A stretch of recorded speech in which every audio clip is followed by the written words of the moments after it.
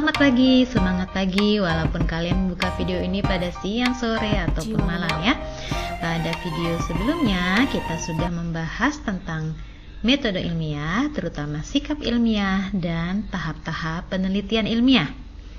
Pada video kali ini, Ibu akan menjelaskan bagaimana penerapan langkah-langkah metode ilmiah dalam contoh soal.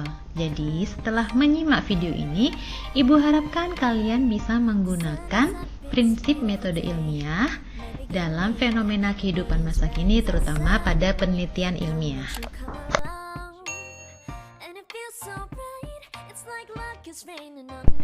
Langsung saja kita lihat contoh soal yang pertama. Nah, kamu baca dulu ya soalnya. Oke, kalau sudah, kita lihat di sini permasalahan dari Pak Agus. Ia ingin membandingkan macam-macam jenis pupuk. Nah, maka langkah pertama dalam penelitian ilmiah, ingat ya, adalah membuat rumusan masalah. Nah, di sini masalah Pak Agus adalah ia ingin tahu jenis pupuk mana yang paling bagus. Nah, maka rumusan masalah kalian buat kalimat tanya ya. Manakah jenis pupuk yang paling bagus untuk pertumbuhan tanaman sawi Pak Agus? Tahap yang kedua, mengajukan hipotesis. Ingat ya, hipotesis adalah jawaban sementara dari pertanyaan pada tahap rumusan masalah tadi. Nah, di sini Pak Agus tuh biasanya menggunakan pupuk kandang. Maka, hipotesis yang dibuat adalah pupuk kandang adalah jenis pupuk yang paling bagus untuk pertumbuhan sawi. Tahap berikutnya, menentukan variabel penelitian. Oke, kalau tadi percobaan Pak Agus kita buat judul, ini seperti ini ya judulnya ya. Nah, kita tentukan dulu untuk variabel bebasnya. Variabel bebas ingat ya, adalah faktor yang dibuat berbeda atau sengaja mau kita bandingkan. Maka di sini variabel bebasnya adalah jenis pupuk. Nah, Pak Agus kan ini membandingkan ada 4 jenis pupuk.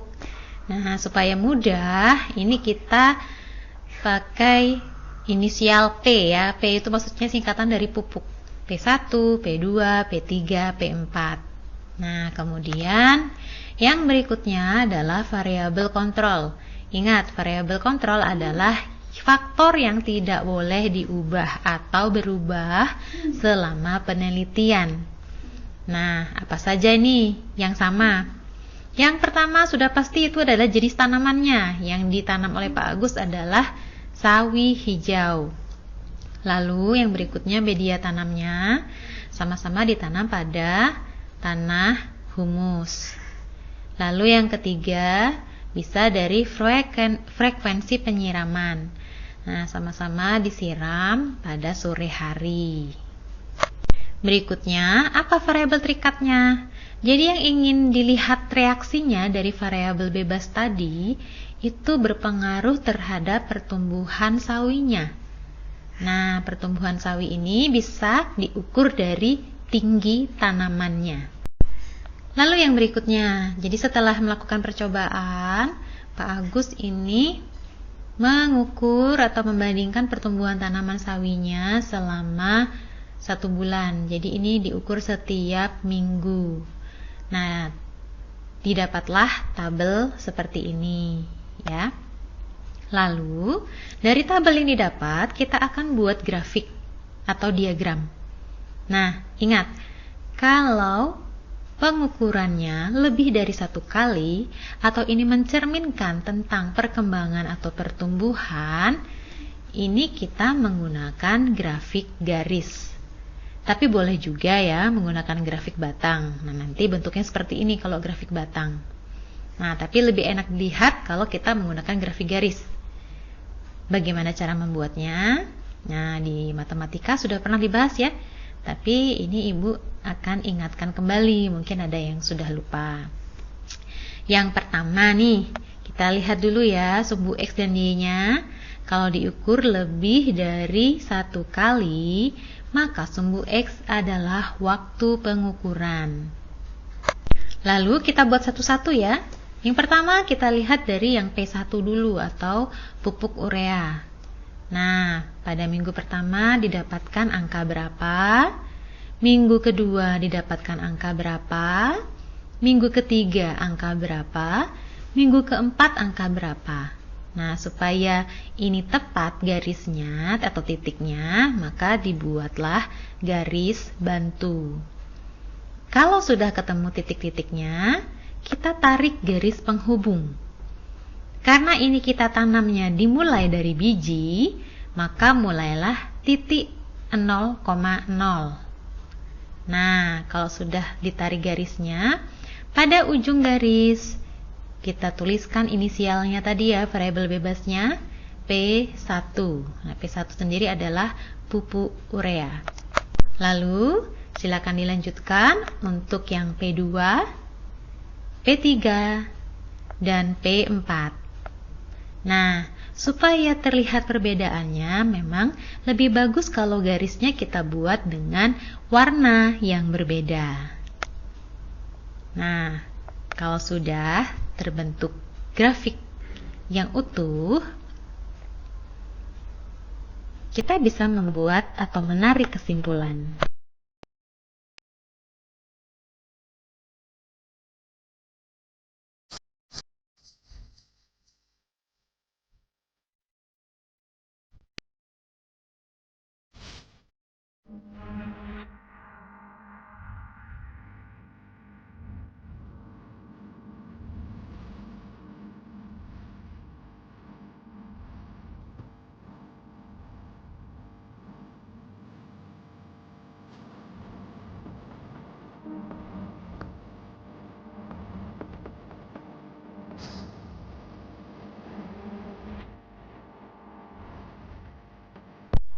Jadi, apa kesimpulannya?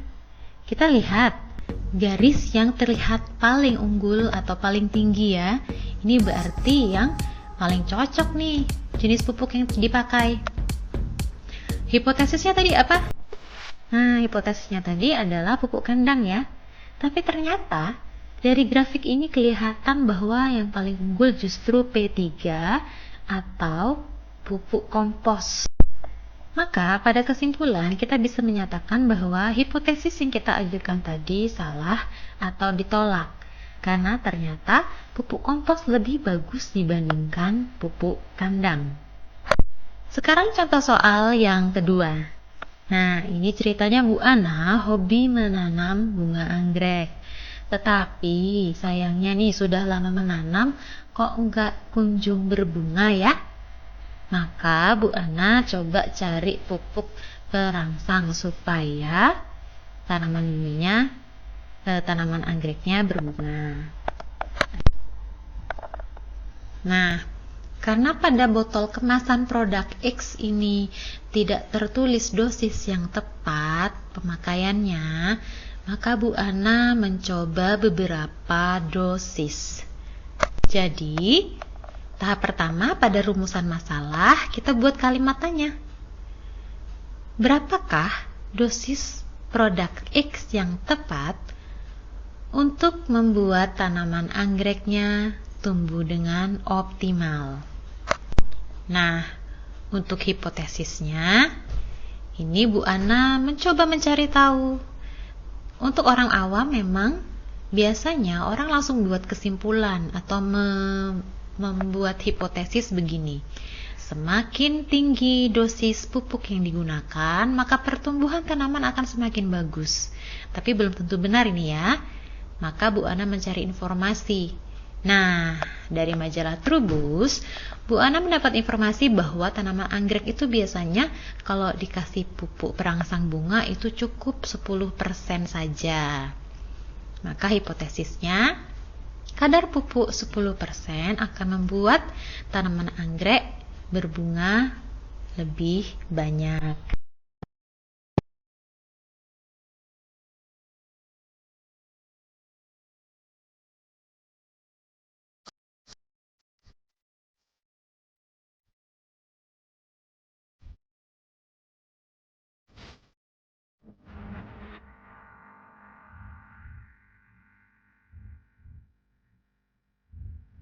Nah, kita lihat hasilnya setelah Bu Ana mencoba beberapa dosis.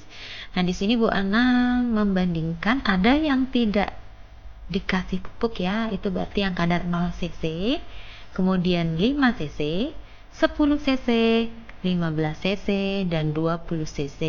Ini tidak apa-apa ya dicoba seperti ini, karena kan dia pengen tahu mana yang paling bagus dosisnya. Nah, dari tabel hasil pengamatan kita buat grafiknya. Karena ini diukur hanya satu kali, maka kita bisa buat grafik yang bentuknya batang. Nah, karena tadi ada dosis 0, maka batang pertama kita mulai dari titik 0. Jadi 0 di X dan untuk sumbu Y-nya adalah 4. Lalu pada dosis 5, nah tingginya berapa? Dosis 10 berapa? 15 berapa? Dan 20 berapa? Nah, kita akan lihat bentuk grafiknya menjadi seperti ini. Kemudian, dari grafik kita lihat batang mana yang paling tinggi. Nah, kita bisa menarik kesimpulan. Kesimpulannya, kita bandingkan dulu dengan hipotesisnya tadi. Hipotesisnya kan yang 10% ya, atau 10 cc. Nah, ternyata di sini didapatkan hasil bahwa justru yang 15 cc. Kemudian kalau misalkan hipotesisnya tadi yang semakin tinggi kadar pupuknya, maka bunganya paling banyak nih. Ternyata tidak benar juga ya. Karena di sini pada dosis 20 cc ternyata hasilnya bunganya malah lebih sedikit dibandingkan jumlah bunga pada dosis 15 cc. Sekian pembahasan kita tentang penerapan langkah-langkah metode ilmiah. Jika ada pertanyaan, bisa kalian tuliskan di kolom komentar di bawah ini. Terima kasih.